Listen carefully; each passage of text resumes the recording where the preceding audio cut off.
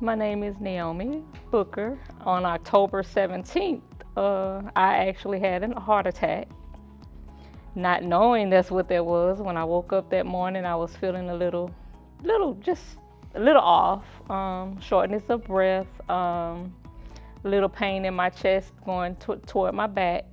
And I got up that night and I kind of sat up. I thought I was having heartburn actually, but it wasn't heartburn. When I called my sister and I said, come and take me to the hospital because I started vomiting. And I'm not one to vomit, so that kind of threw me off. And I knew something was wrong when that happened. They did an EKG, I think, first, and through all that, I'm still vomiting, and I'm still real like nervous and like, what is going on with me? Nobody's really telling me anything yet. So about maybe 30 minutes later, Dr. Patel came in.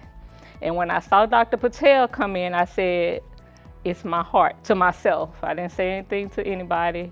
And I knew that when I saw him because I knew he had just done my mom's surgery for her bypass and her heart, her stent. And so he explained everything to me that he was going to do, and he told me he was going to do a heart cath on me, and if he found anything, he would, do whatever he had to do while I was in the ER room. He told me I had 100% blockage in one of my arteries. And I just remember thinking, wow, I've been walking around not even knowing, because I actually had no symptoms other than that night, just thinking I'm having heartburn. And he did the surgery. I woke up in recovery, and they put me in a room a few hours later after that, and I'm just here. I just tell anybody, listen to your body. If it's something that you're not used to or anything that you feel that you've never felt before, get to a doctor right away. Don't ignore any symptoms or anything that's going on with your body.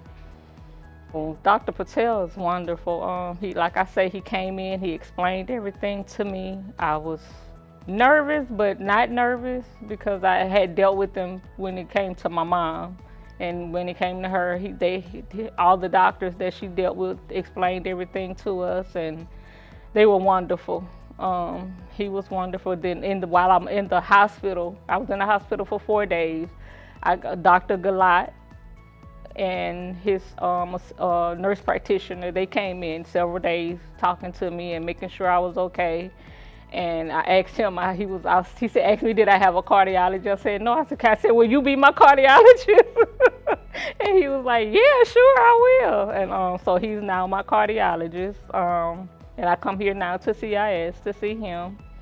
And I came up for my follow-ups, and they did everything, and I've been fine ever since then. Miss Gloria was referred to me for evaluation of angina, and we did a heart cath which showed significant blockage in a lot of circulation.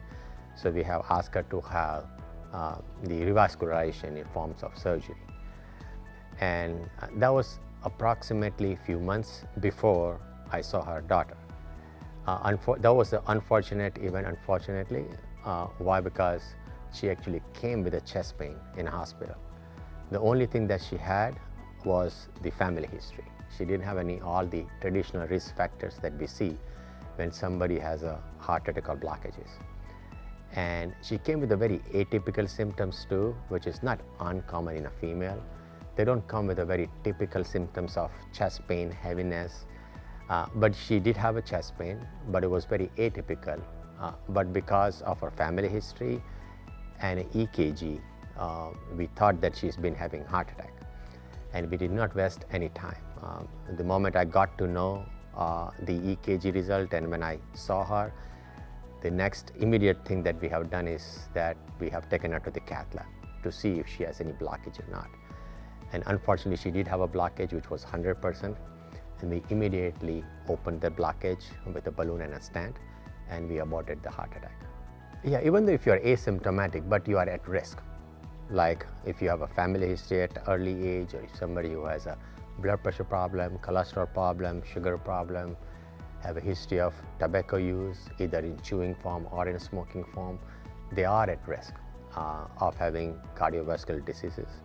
So even if you don't have any symptoms, it's better to check out. When I say checked out, I'm not asking you to have all this extensive testing to have your blockages or not, but at least check what are your risk factors and how we can modify them so you will not have blockages or heart attack. To be honest with you, my mom and my dad both died of heart attacks. So quite naturally, I did feel like it was always a possibility for that to happen to me. I never knew I had 4 blockages if I hadn't done a vein screen test at CIS.